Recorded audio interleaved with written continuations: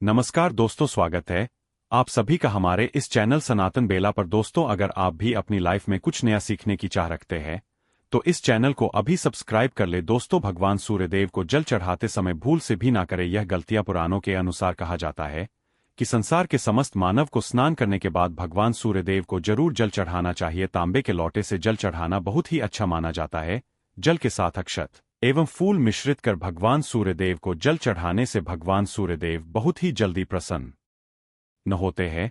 जल को चढ़ाते समय सूर्य देव के मंत्र का उच्चारण भी करना चाहिए, इससे मन में ऊर्जा प्रवेश करती है।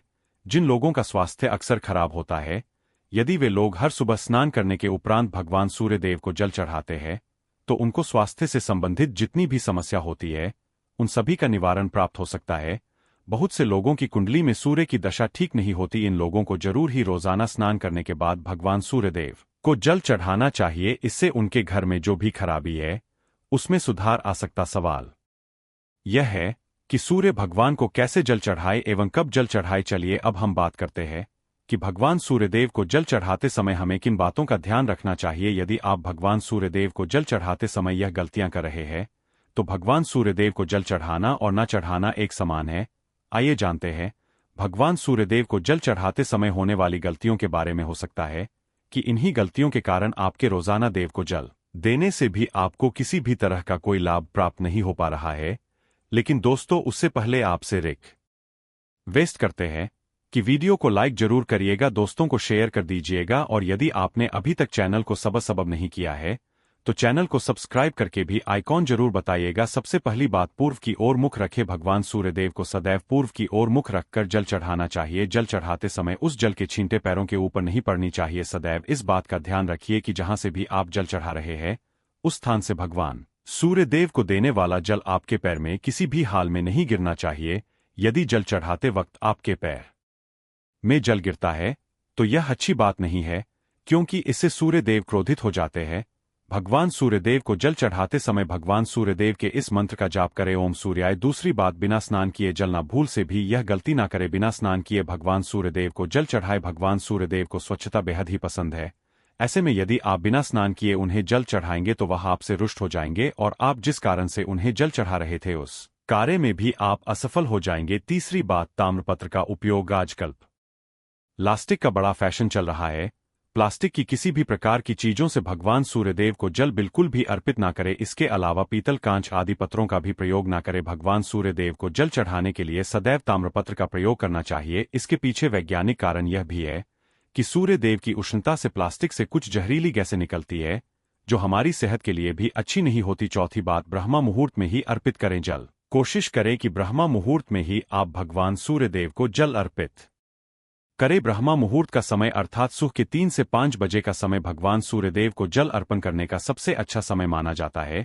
जल चढ़ाने से पूर्व आपकी नियमित क्रियाकलाप भी पूर्ण होनी चाहिए। आप स्वच्छ वस्त्र पहनकर ही सूर्य को अर्घ दें। ऐसा करने से 9 ग्रह की कृपा जल चढ़ाने वाले व्यक्ति के ऊपर सदैव बनी रहती है।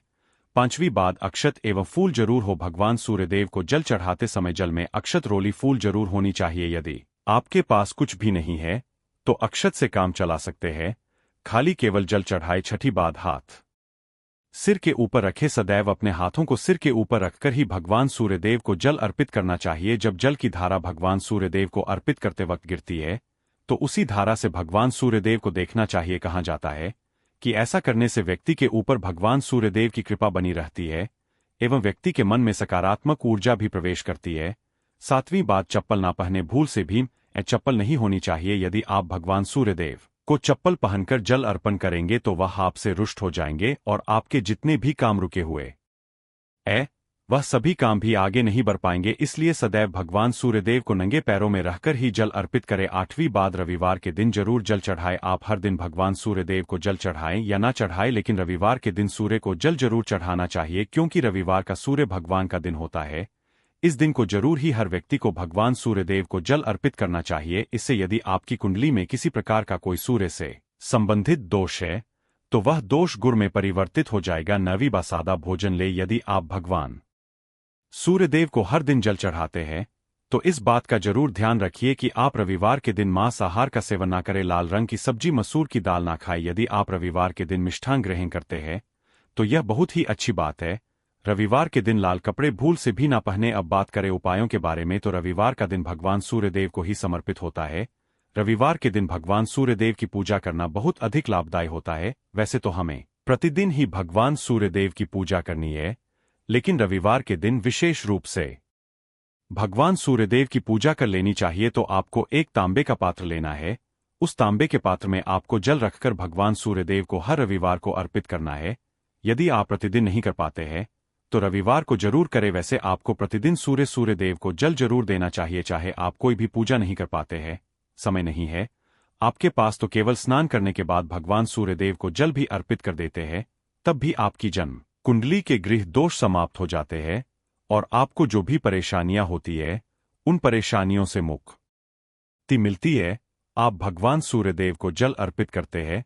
गायत्री मंत्र का जाप करें। गायत्री मंत्र का जप आप यथासंभव कर सकते हैं। यदि आपके पास समय है तो 108 बार कर लीजिए, नहीं तो जितनी देर आप जल दे रहे हैं वहां पर खड़े होकर भगवान सूर्यदेव के सामने 5 मिनट तक कर लीजिए। इससे आपको बहुत लाभ होता है। गायत्री मंत्र का जप करने से जैसे भगवान सूर्यदेव को जल अर्पित करते ही समय जब हम गायत्री मंत्र का जप करते हैं तो हमारी नौकरी यदि कोई बाधा आती है तो वह दूर होती है, नकारात्मक ऊर्जा दूर होती है। रविवार के दिन सुबह जब आप भगवान सूर्यदेव को अर्घ देते हैं तो उसमें थोड़ा सा गुड़ मिला लीजिए। इससे क्या होगा, इससे आपकी सभी कामनाएं पूर्ण होंगी। यदि आप भगवान सूर्यदेव को जल अर्पित करते हैं, उसमें थोड़ा सा गुड़ मिलाकर अर्पित करते हैं, तो आपकी सभी कामनाएं पूर्ण हो जाती हैं। भाग्य का साथ बहुत लोगों को नहीं मिलता है। बहुत से लोग कंप्लेंट करते हैं कि हमारा भाग्य साथ नहीं देता है। ऐसे में भाग्य का कारक माना गया है, प्रबल कारक माना गया है भगवान सूर्यदेव को। तो जब आप भगवान सूर्यदेव को सुबह जल देते हैं तो जल देते समय आपको गायत्री मंत्र का जप करना है। और उसके अलावा आपको भाग्य का साथ चाहिए तो रविवार के दिन गुड़ और चावल का दान करना अच्छा माना जाता है। गेहूं का दान भी आप कर सकते हैं। गेहूं और गुड़ का दान करना बहुत श्रेष्ठ माना जाता है और इसको करने से आपके सभी काम बंद लग जाते हैं। यदि आप यह दान करते हैं तो सूर्यदेव की कृपा से आपके जो काम होते हैं, जो रुके हुए हैं, बनने लग जाते हैं। भाग्य का साथ आपको प्राप्त हो जाता है। यदि आपके आत्मविश्वास में कमी आ गई है, पराक्रम में कमी आ गई है और आत्मविश्वास आपका कमजोर होता जा रहा है, तो ऐसे में आपको चाहिए कि रविवार के दिन अपने माथे पर लाल चंदन का तिलक लगाएं। लाल चंदन जल में डालकर भगवान सूर्यदेव को अर्घ्य दे दीजिए और पाने माथे पर भी आपको लाल चंदन का तिलक लगाना है। जब आप जल देते हैं भगवान सूर्यदेव को तब आप उसमें लाल चंदन डालेंगे। जब सूर्यदेव को जल अर्पित करते हैं तो उसके बाद उस तांबे के पात्र में थोड़ा सा जो लाल चंदन है वह किनारे पर लगा होता है। जब हम कोई भी वस्तु डालकर अर्पित करते हैं तो किनारे पर थोड़ा सा अलग ही जाता है। उस पात्र से ही अनामिका उंगली में आपको लाल चंदन लेना है और इसे अपने मस्तक पर लगाना है। यह प्रतिदिन करते हैं तो निश्चित बहुत शीघ्र आपके आकर्षण में वृद्धि होती है। आपके सभी काम बनने लग जाते हैं। आप यदि व्यापार करते हैं तो आप जिनसे भी डीलिंग करते हैं, जिनसे भी आपका व्यापार है, जिनसे भी आपका व्यापारिक रिश्ता है, बहुत मजबूत स्थिति में होता है। आपके मान सम्मान के साथ आपके आत्मविश्वास में भी वृद्धि होती है। सूर्यदेव की कृपा पाना चाहते हैं तो लाल मसूर की दाल किसी ब्राह्मण को रविवार के दिन दान कीजिए। यदि आप किसी ब्राह्मण को लाल मसूर की दाल दान करते हैं तो इससे आपके जन्म कुंडली के ग्रह दोष दूर होते हैं। यह आप 7 रविवार कर लीजिए जैसे कि आप दान करते हैं। अब जैसे इस रविवार से अपने शुरू किया तो 7 रविवार लगातार कर देंगे तो आपको बहुत शीघ्र लाभ हो जाता है। गृह दोषों से मुक्ति मिल जाती है। रविवार के दिन गुड़ खाकर किसी काम पर निकलना चाहिए। जैसे प्रातःकाल आप थोड़ा सा गुड़ खा लेते हैं तो इससे भगवान सूर्यदेव बलि हो जाते हैं। गुड़ और चावल बनी हुई खीर यदि आप भगवान सूर्यदेव को चढ़ते हैं तो इससे दिल भी बहुत अच्छा हो जाता है। भगवान सूर्यदेव को अर्पित करने के बाद आप यह खीर प्रसाद स्वरूप वह भी खा सकते हैं और परिवार के सभी लोग खा सकते हैं। इससे आपकी तरक्की होती है। जीवन में आपको सफलता की प्राप्ति होती है। व्यापार हो, नौकरी हो, हर जगह आपको तरक्की मिलती है। और यदि आपके घर में कोई बीमार है, बहुत समय से बीमार है, तो उनसे कहें कि भगवान सूर्यदेव को तांबे के पात्र में रोली और लाल फूल डालकर अर्पित करें। लाल फूल आप कोई भी ले सकते हैं। गुलाब का, गुड़हल का, जो भी लाल पुष्प उपलब्ध हो उसको तांबे के पात्र में डालकर थोड़ी सी रोलियां लाल चंदन डाल सकते हैं। ऐसा करने से सूर्य ग्रह बलि हो जाता है तो वास बढ़ता है। आत्मा के कारक है सूर्यदेव और जब हमारा आत्मविश्वास बढ़ता है रोगों से मुक्ति मिलती है, नकारात्मक शक्तियों से छुटकारा मिल जाता है, दवाइयाँ शीघ्र ही काम करने लग जाती हैं। रविवार के दिन आदित्य हृदय स्तोत्र का पाठ जरूर करना चाहिए यदि आप चाहते हैं आपको सूर्य ग्रह का पूर्ण लाभ प्राप्त हो। चाहे आपकी जन्म कुंडली में सूर्य मजबूत स्थिति में भी हो, तब भी रविवार को आपको आदित्य हृदय स्तोत्र का पाठ जरूर करना चाहिए। आदित्य हृदय स्तोत्र का पाठ यदि आप 3 बार करते हैं प्रतिदिन या फिर 3 बार रविवार को भी कर लेते हैं तो इससे भी आपके जीवन की परेशानियां दूर होती हैं, आपके मन कोई भी काम ना हो। जैसे हमने शुरू में ही गुण चाहिए, संतान चाहिए, मान सम्मान चाहिए, आत्मविश्वास चाहिए, शिक्षा में सफलता चाहिए, नौकरी में सफलता चाहिए, सरकारी नौकरी चाहिए। जीवन में आपकी कोई भी समस्या हो, उस समस्या से मुक्ति पाने के लिए आपका आत्मविश्वास बली होना बहुत आवश्यक है। यदि आपके अंदर आत्मविश्वास होगा तो आप किसी भी समस्या से मुक्ति पा लेंगे। और आत्मविश्वास की प्राप्ति तभी होती है जब सूर्य हमारी जन्म कुंडली में अच्छी स्थिति में होते हैं। एक बहुत ही अचूक उपाय हम आपसे शेयर करने वाले हैं, यह आप जरूर कीजिए। यदि आप किसी भी प्रकार से किसी भी समस्या से घिरे हुए हैं, कोई भी आपकी विशेष कामना है, तो यह उपाय जरूर कीजिए। सूर्य को आप जब जल देते हैं तो जल देते समय जल में आपको एक बिल्वपत्र डालना है और इस बिल्वपत्र के साथ भगवान सूर्यदेव को जल देना है। तो आप तांबे का पात्र ले लीजिए, उसमें थोड़ा सा गंगा जल डाले, थोड़ा सा जल डाले, थोड़ा सा रोली और इसके साथ ही एक बेलपत्र डाल दीजिए। आप थोड़े से अक्षत भी डाल सकते हैं।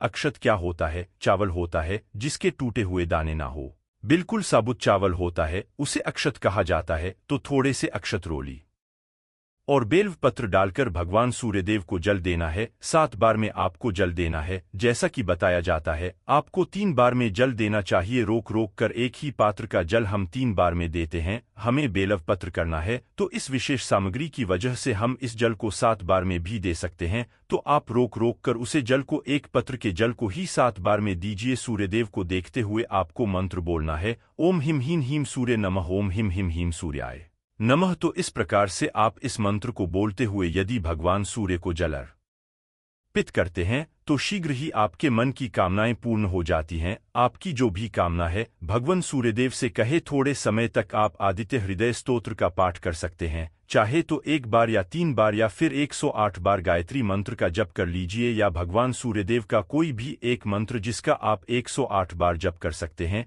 जरूर इस प्रयोग को करने के बाद कीजिए, इससे आपकी कामना बहुत शीघ्र पूर्ण हो जाती है। दोस्तों, आज की वीडियो में हमने सूर्य को मजबूत करने का उपाय बताया। सूर्य को मजबूत करना बहुत आवश्यक है, आत्मा के कारक है और सबसे जरूरी है आत्मविश्वास का बली होना। यदि हम जीवन में किसी भी प्रकार की सफलता पाना चाहते हैं तो बहुत जरूरी है कि आप सूर्य देव की आराधना कीजिए, प्रतिदिन कीजिए और रविवार के दिन विशेष रूप से कीजिए। उम्मीद करते हैं आज की वीडियो से आपको लाभ जरूर होगा। सभी मनोकामना को पूर्ण करें। तो दोस्तों, कमेंट बॉक्स में जरूर लिखना, जय माता दी। आपका स्वागत है। तो आइए जानते हैं उन विशेष संकेतों को। तो दोस्तों, जब माता रानी आपके साथ में होती है तो यह 10 संकेत मिलते हैं। और दोस्तों, आपको प्राचीन ज्ञान चैनल के माध्यम से उन 10 संकेतों के बारे में बताने जा रहे हैं जिससे आप पता लगा सकते हो कि माता रानी आपकी पूजा पाठ से प्रसन्न है। माता रानी आपके साथ में जब दोस्तों आपको पूजा के दौरान आंसू आने लगे, वैसे दोस्तों हम रोज की पूजा करते हैं लेकिन आंसू नहीं निकलते, लेकिन नवरात्रि के समय जब आप पूजा करें और आंसू आने लगे तो समझ जाना माता रानी आपके साथ में है। या फिर अगर आपको पूजा के दौरान ऐसा लगने लगे कि कोई आपके पीछे में खड़े हैं तो समझ जाना माता रानी आपके साथ में, हमेशा आपके साथ में है। वह ऊर्जा स्वरूप बनकर आपके साथ में खड़े रहते हैं। यह प्रथम संकेत है। दोस्तों, दूसरा संकेत है कि अगर जुगनू टिमटिमाते हुए आपके कपड़े या शरीर पर चिपक जाना। दोस्तों, अगर जुगनू टिमटिमाते हुए आपके कपड़े या फिर शरीर में चिपक जाए तो समझ जाना माता रानी आपके साथ में है। क्योंकि दोस्तों, जुगनू को जोगिन कहा जाता है और यह माता रानी की परम सेविका है। जहां पर माता रानी की शक्तियां होती हैं, यह माता रानी का ऊर्जा स्वरूप होती है। और माता रानी का जहां ऊर्जा स्वरूप होता है वहां पर जाकर के स्वतः ही चिपक जाते हैं। तो आपके साथ में माता रानी रहेंगे तो आपके शरीर में स्वतः ऊर्जा शक्ति जागृत हो जाएंगे, तो यह आकर के जबरदस्ती चिपकने लगते हैं। दोस्तों, तीसरा संकेत है कि रात में अचानक से झटके के साथ आपकी नींद खुल जाए तो समझ जाना माता रानी आपके साथ में और माता रानी आपको जगाना चाहती है और माता रानी आपको कुछ संकेत देना चाहती है। इसके बाद चौथा संकेत है कि आपके आसपास में अगर इत्र है, लोबान है, धूप है, चमेली है या फिर अन्य पुष्प जो कि आपके घरों के आसपास में नहीं पाए जाते हैं लेकिन फिर भी आपको उसकी सुगंध आ रही है, तो समझ जाना चाहिए कि माता आपके साथ ही मौजूद है। माता रानी जब आपके पास में होते हैं तो दोस्तों लोबान की खुशबू आती है, धूप और चमेली के पुष्प की खुशबू आती है और ऐसे पुष्प की खुशबू आती है दोस्तों जिसकी सुगंध हमने कभी नहीं ली, जो कि हमारे घरों के आसपास में नहीं होते हैं। तो इस संकेत से भी आप पता कर सकते हैं कि माता रानी आपके साथ में ही है। अब पांचवा संकेत जानते हैं दोस्तों, यदि आपको नवरात्रि के दौरान अगर आपको स्वप्न में कोई छोटी कन्या दिखाई देती है, क्योंकि छोटी कन्याओं को देवी का ही स्वरूप माना जाता है, तो नवरात्रि में अगर आपको छोटी कन्या दिख जाए या फिर लाल वस्त्र दिख जाए, लाल कलर की झंडा दिख जाए, तो समझ जाना चाहिए कि माता रानी आपके साथ में ही है। इसी के साथ अगर जो बत्ती जलाते समय अगर एक खास आकार ज्योत बत्ती में बनने लगे तो भी समझ जाना चाहिए कि माता रानी आपके साथ में है। दोस्तों माता रानी नवरात्रि में यह संकेत अवश्य ही अपने सब भक्तों को दिखाती है। यह तो अभी आपने जान लिया कि माता साथ है, तो यह संकेत मिलते हैं, लेकिन अभी हम यह जानेंगे कि तब कौन से संकेत मिलते हैं जब माता रानी हमारे घर में विराजमान हो चुकी है। तब कैसे पहचानेंगे कि माता रानी हमारे घर में प्रवेश कर चुके हैं। तो दोस्तों इस बारे में भी आपको मैं विस्तार से बताऊंगा और आप इन संकेतों से पता लगा सकते हैं कि माता रानी आपके घर में आ चुकी है। और फिर माता रानी आपके घर में आ जाए तो जल्द ही आपके दोस्तों जो दुख है वह कट जाते हैं और आपके दिन दुगनी रात चौगुनी तरक्की होती है, आपको मनोवांछित फल मिलता है। अधिकतर लोग जब माता रानी उनके घर में आती है, प्रवेश करती है, तो उन्हें पता नहीं होता कि माता रानी कब घर में प्रवेश कर गए और कब घर से चले गए। दोस्तों इन लक्षणों से आप पता कर सकते हैं कि माता रानी आपके घर में आ चुकी है। फिर दोस्तों आपको क्या ऐसा करना है कि आपकी कोई भी मनोकामना तुरंत पूरी हो जाए, वह भी दोस्तों आज हम इस वीडियो में बताएंगे। अगर आप वह कार्य करते हो तो इससे फिर तत्काल मनोकामना पूर्ण होने लगती है। माँ दुर्गा चैतन्य होती, इसलिए इन दिनों में की गई सच्ची भक्ति का परिणाम माता दुर्गा हमें तुरंत दिखा देती है। और इस समय गलत कर्म करने से चैतन्य होने के कारण माता रानी अगर हम बुरा काम करें तो बुरा परिणाम भी तत्काल दिखाती और दंडित भी करती है। दोस्तों नवरात्र के पूरे 9 दिन हमें पूर्ण रूप से सात्विक विचार से रहना चाहिए। हमें 9 दिनों तक कपट, छल और द्वेष आदि का परित्याग कर देना चाहिए। माँ दुर्गा जिस घर में आती है उस घर को तीर्थों से भी ज्यादा पवित्र एवं शुद्ध कर देती है। वहां रहने वाले सभी लोग की बुद्धि भक्तिमय हो जाता है और घर एकदम शांत रहता है। आप भी अपने घर में चेक करना, यह अगर 10 में से कोई भी एक संकेत आपको मिलने लगे तो समझ जाना माता रानी आपके घर में आ चुकी है। तो आइए जानते हैं कुछ संकेतों के बारे में। संकेत बताने से पहले अभी तक आपने हमारे वीडियो को लाइक नहीं की तो वीडियो को लाइक कर चैनल को सब्सक्राइब जरूर कर लेना, क्योंकि दोस्तों हमारे प्राचीन ज्ञान चैनल का मकसद है कि जनहित एवं जन कल्याण करना। और अगर आप एक लाइक करते हो तो हमें वीडियो बनाने का मोटिवेशन मिलता रहता है और हम शास्त्र और प्राचीन और पौराणिक के ज्ञान आपको उपलब्ध करा सकते हैं। दोस्तों कई बार माता रानी हमारे घर में ही प्रवेश करते हैं, विराजमान हो जाती है, लेकिन हम अपनी ही मूर्खता के कारण इसे पहचान नहीं पाते और माता रानी के लिए कुछ नहीं कर पाते। जबकि जब भी माता रानी प्रवेश करें तो आप अपनी मनोकामना शीघ्र पूरी करवा सकते हैं। तो दोस्तों आज इन संकेतों को जान लेते हैं कि माता रानी हमारे घर में प्रवेश कर चुके हैं। इन संकेत को समझ लेते हैं, यह सबके बारे में विस्तार से बताऊंगा कि कौन कौन से फल फिर प्राप्त होते हैं अगर आप माता रानी के सच्चे भक्त हैं। तो वीडियो को ध्यान से सुनिए। अगर बार बार आपके घर में गौ माता का आना, जिस घर में माँ दुर्गा रहती उस घर में उनकी बहन कामधेनु उनकी सेवा के लिए, उनकी दर्शन के लिए बार बार घर के द्वार पर बिल्कुल ही आती है और यह घर के इर्द गिर्द घूमती रहती है, वहां से 9 दिनों तक नहीं भागती, तो समझ जाना कि माता रानी आपके घर में आ चुकी है। दोस्तों दूसरा संकेत मधुमक्खी का घर में आना। देखिए मधुमक्खी को माँ दुर्गा की भ्रामरी स्वरूप कहे गए हैं। जिस घर में नवरात्रि में मधुमक्खी आती है तो समझ जाना उस घर में माता रानी आ चुकी है, क्योंकि जो मधुमक्खी है यह माँ दुर्गा के ही स्वरूप कहे गए हैं और यह अपने पूर्ण स्वरूप के दर्शन के लिए अर्थात नवदुर्गा के दर्शन के लिए सेविका बंद करके आती है। तो समझ जाना आपके घर में माँ दुर्गा आ चुकी है। तीसरा संकेत है कि ज्योति का तीव्र रूप में जलना। जी हाँ दोस्तों, अगर आपने अपने घर में माता रानी की प्रसन्नता के लिए, भक्ति प्राप्त करने के लिए ज्योति स्थापित करके रखे हैं और अगर ज्योति की लौ तीव्र गति से चल रही है तो समझ जाना ज्योति के समक्ष स्वयं माता रानी खड़ी है और आपको भी अतरात माँ से माता रानी के होने का एहसास होगा तो इस संकेत से भी पता कर सकते हैं कि माता रानी आपके घर में आ चुकी है, क्योंकि दोस्तों जब भी ज्योति की लो प्रचंड रूप से जलने लगे तो वह इसीलिए जलती है क्योंकि दोस्तों माता रानी और उनकी ऊर्जा से ज्योति लो बढ़ जाती है।